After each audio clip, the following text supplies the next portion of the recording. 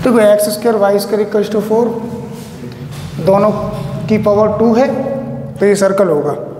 तो सर्कल ये ड्रॉ करने के लिए जनरल इक्वेशन क्या होता है इसका, x square plus y square equal to r square. ये सर्कल होता है जिसका सेंटर ऑरिजिन पर होता है, जिसका सेंटर ऑरिजिन पर है।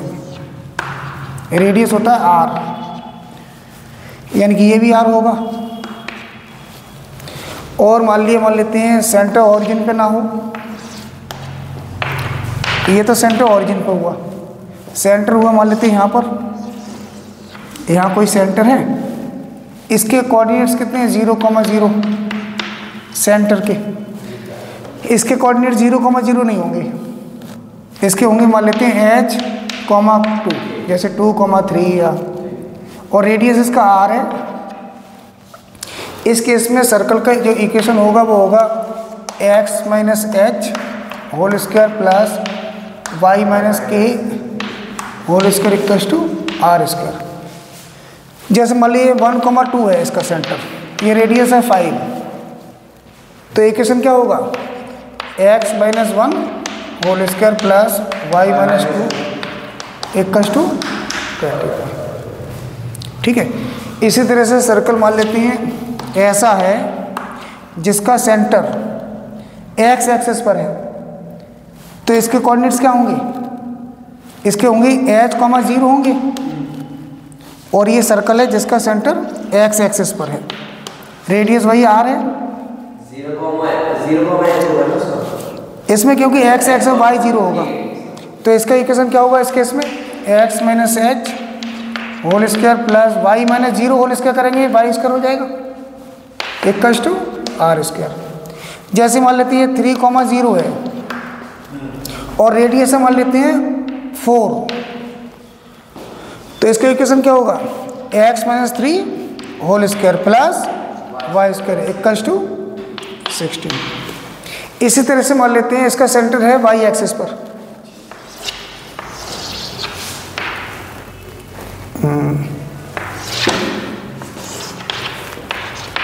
ये सर्कल है, इसका सेंटर है y एक्सिस पर, रेडियस वही है r। इस केस में क्या होगा 0,k होगा, तो इसका इक्वेशन क्या होगा सर्कल का x minus 0 whole square x square रहेगा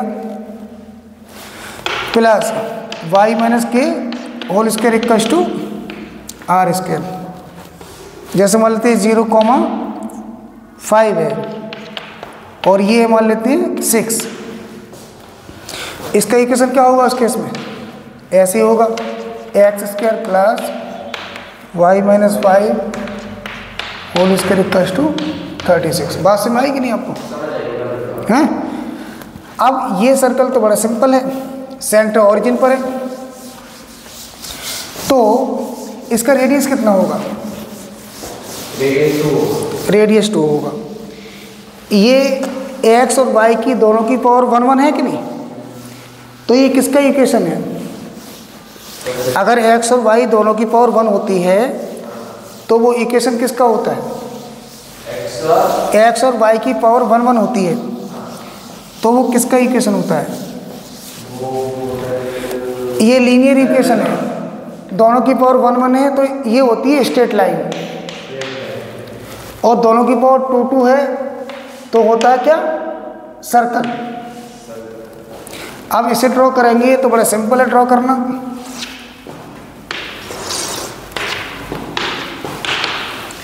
सेंटर ऑरिजिन पर है, रेडियस है 2,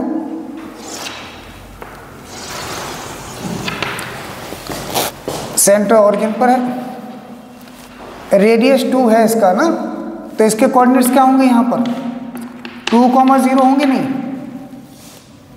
होंगे, होंगे 2, ये भी तो रेडियस है, ये ड्रॉ कर लिया हमने।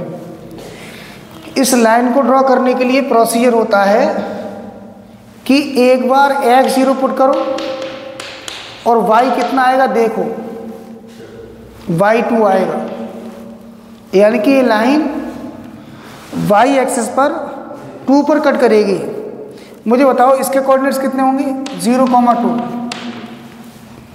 तो y एक्सिस पर 2 पे कट करेगी, यानी कि यहाँ से लाइन जाएगी और एक बार y0 पुट करो, x कितना आएगा 2। इसका मतलब ये लाइन x एक्सिस पर 2 पे कट करेगी, यानी कि x एक्सिस पर यहाँ से जाएगी, y एक्सिस पर यहाँ से जाएगी लाइन, तो लाइन तो होगी ये वाली, होगी नहीं होगी बताओ?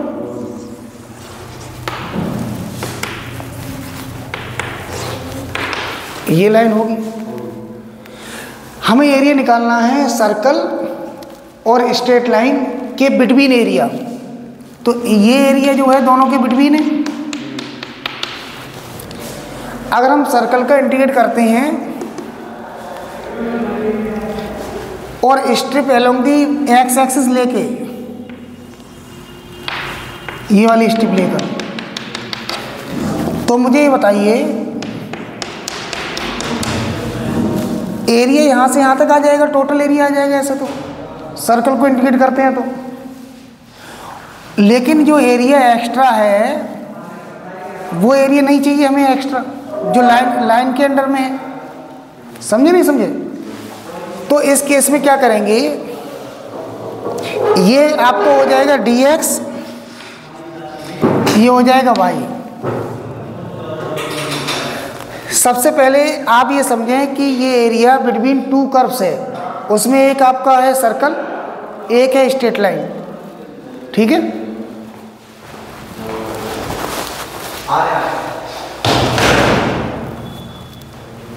तो अगर नेमिंग कर दें इसका O A B ऐसे, यहाँ मान लेते हैं P मान लेते हैं या Q मान लेते हैं, ऐसे जाने के लिए ऐसे जाने के लिए, ठीक है? तो यहाँ लिख दो आप area of required region, area of required region ये वाला है, ठीक है? वो एरिया निकालने के लिए हमें एरिया निकालना पड़ेगा ये टोटल, जो कि सर्कल के अंडर में है। तो सर्कल का जब इंटीग्रेट करेंगे तो एरिया यहाँ तक निकल आएगा, और जो लाइन के अंडर में वो एक्स्ट्रा हो जाएगा, उसे माइनस कर देंगे। तो आप ऐसा करें, ये मान लें y1 है और ये मान लेते हैं y2 है। तो हमें एक्चुअल में क्या करना पड़ेगा, लिमिट कहाँ से कहाँ तक होगी, 0 to 2, लिमिट होगी 0 to 2,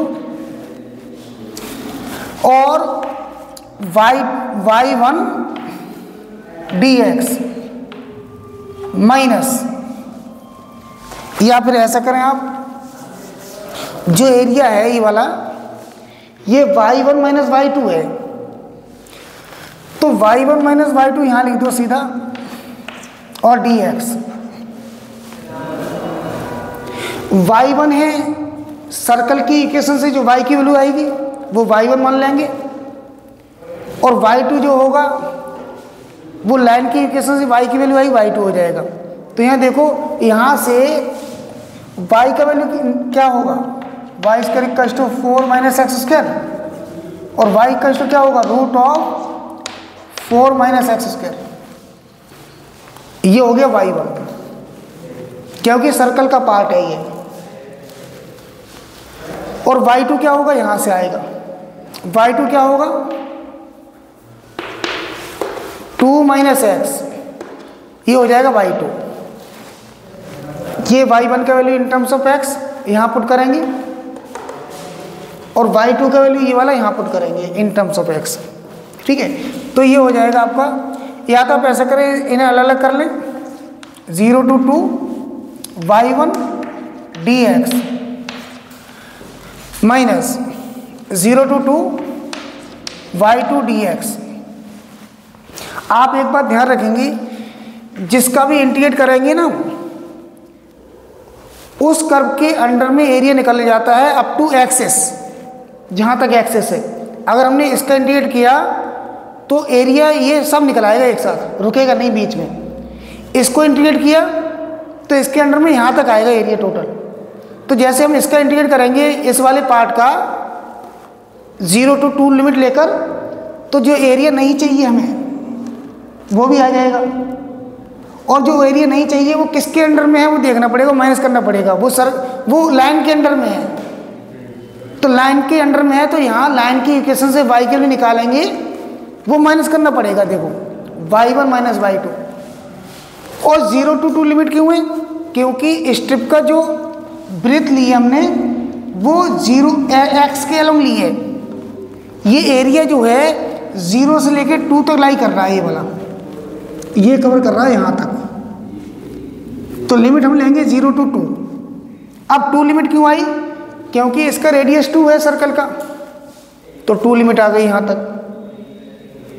और क्योंकि ये लाइन जो है हमने ड्रॉ की, x0 पुट किया, y2 आ गया, y0 पुट किया, x2 आ गया, इससे मालूम पड़ा लाइन यहाँ से ही जाएगी जहाँ पर ये circle x axis y axis यहाँ कट कर रहा है, इधर उधर नहीं जाएगी।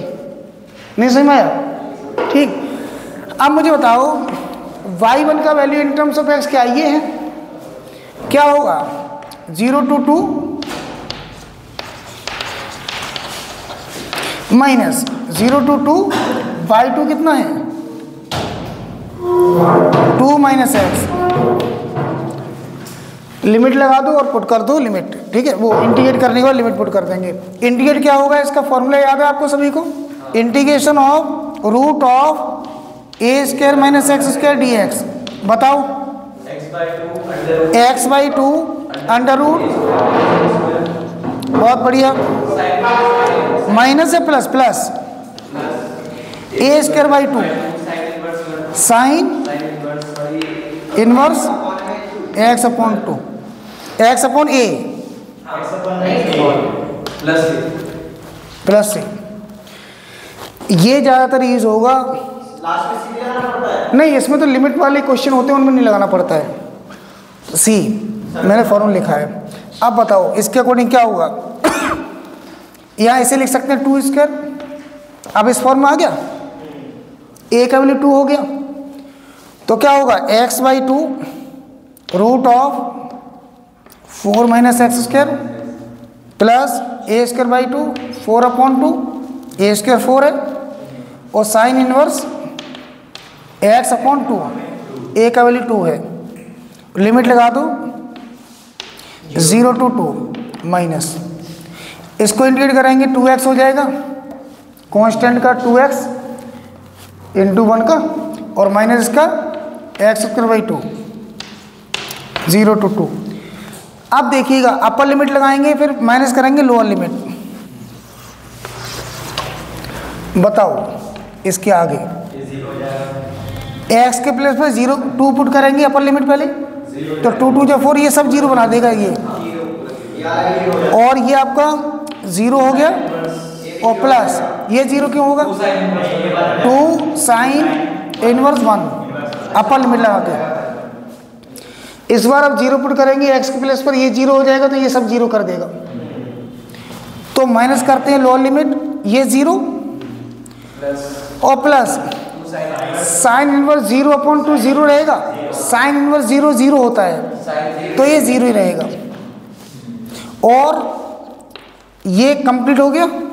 अब इसकी बारी है, अपर लिमिट 2 पुट करो यहाँ पर, 2 2 जा 4 माइनस 2 2 जा 4 और अपॉन 2 2 हो गया, ठीक है, और माइनस 0 पुट करेंगे तो 0 माइनस 0 मतलब 0 रहेगा वो, राइट। अभी इसकी वैल्यू पुट कर देंगे, साइन इनवर्स 1 पाई बाई 2 होता है, तो 2 मल्टीप्लाई पाई बाई 2, ये हो गया ये सॉल्व करके, और माइनस ये 0 है, ये कितना है? ये आ गया आपका सब मिला के कितना? 2 आ गया, ये वो 0 हो गया, यानी 2 आ गया ओनली, राइट। अब कितना हो गया? पाई माइनस 2, 2 से 2 कैंसिल हो गए, स्क्वायर यूनिट एरिया के लिए ना, इसका यूनिट। बात समझ आई कि नहीं? ये आप देख लो अच्छे से, हैं? पता नहीं हमने मैसेज तो कर दिया।